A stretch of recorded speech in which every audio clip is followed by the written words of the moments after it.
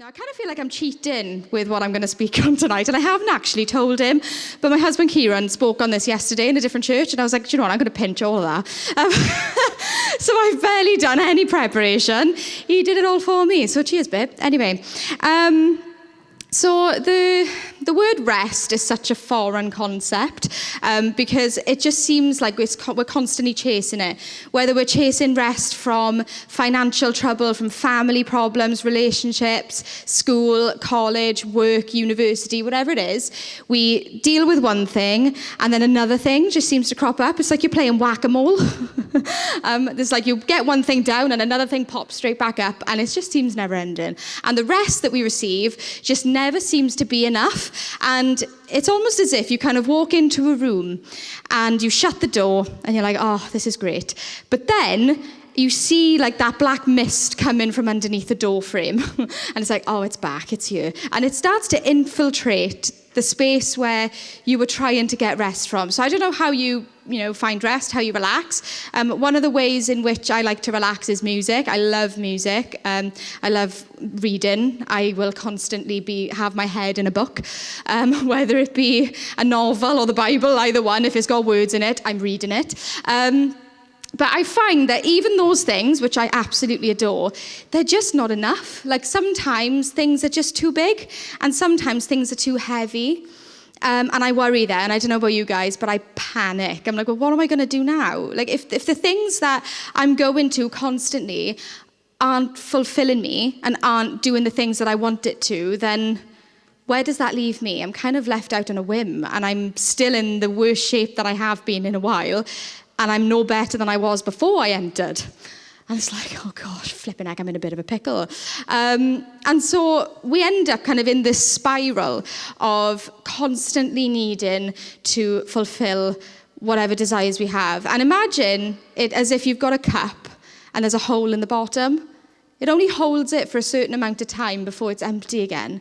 And so you're constantly going, you're filling it up, you're walking away. And as you're walking away, it's spilling out all over you.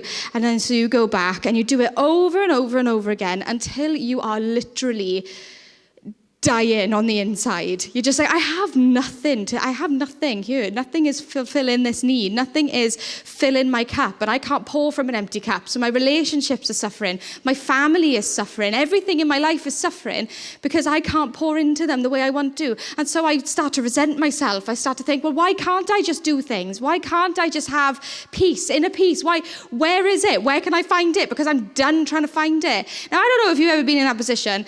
I have, where it's been like there is just nothing that can satisfy anything that I need. I'm just struggling to even to keep the cup full a little bit.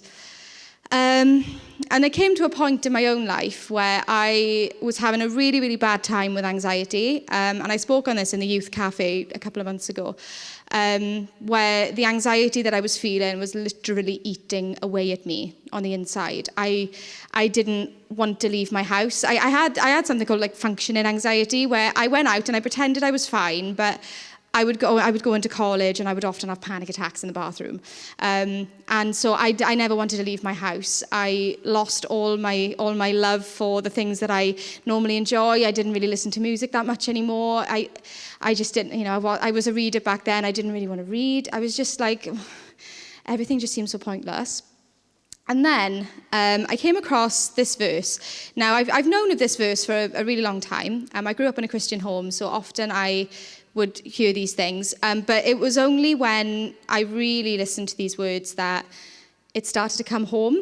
And it says, and this is Jesus saying this, this is in Matthew 11:28. And it says, "Come to me, all who are weary and heavy laden, and I will give you rest." Now, have you ever felt weary and heavy laden? Because I have. I have felt so heavy that I'm practically dragging myself around everywhere. But if we actually look at this sentence, guys, it's not just a sentence, it's an invitation. It's an invitation in. It's saying, do you know what? I see where you're at. I see that you're heavy. I see that the things that you're carrying are just too much for you right now. Bless you. They're too much right now. And you're struggling. But do you know what? There is a place for you with me. And it's here. So come to me. I will give you rest. Stop running. Stop going to the novels. Stop going to all the music just for a minute. Those good things are good in moderation. I'm not saying those are bad. I still do them. I read 10 chapters today, and that's of a novel.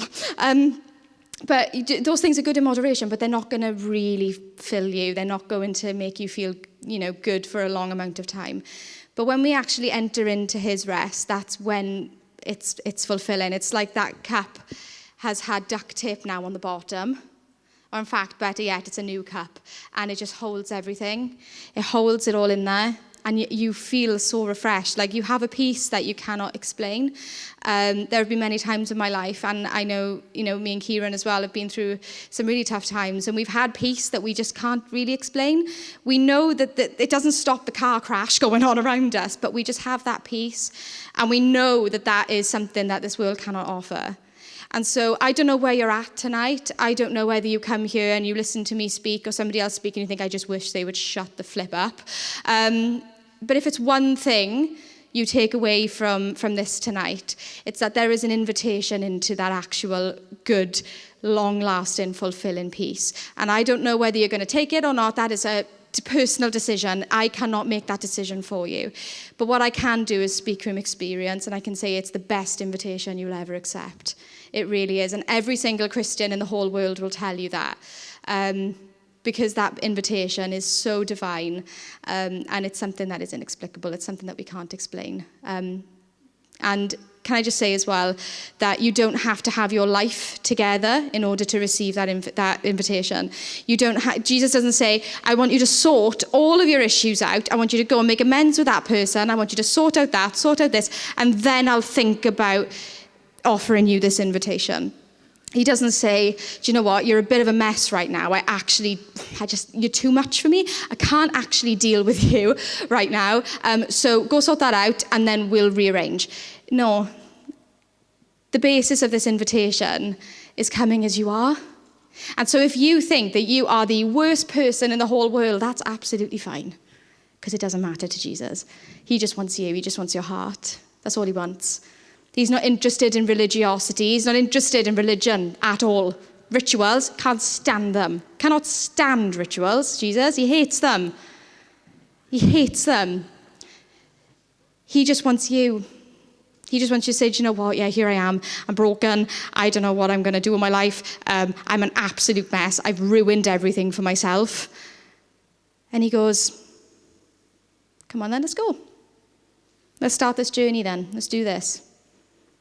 And so you may be in that place tonight. You may be in a place where your life is absolutely great and good for you, but it's not going to last. Sorry to be a party pooper. But it's not going to last. We all go through rubbish times. And so I wanted you to know tonight that there is an invitation for each and every one of you with no conditions.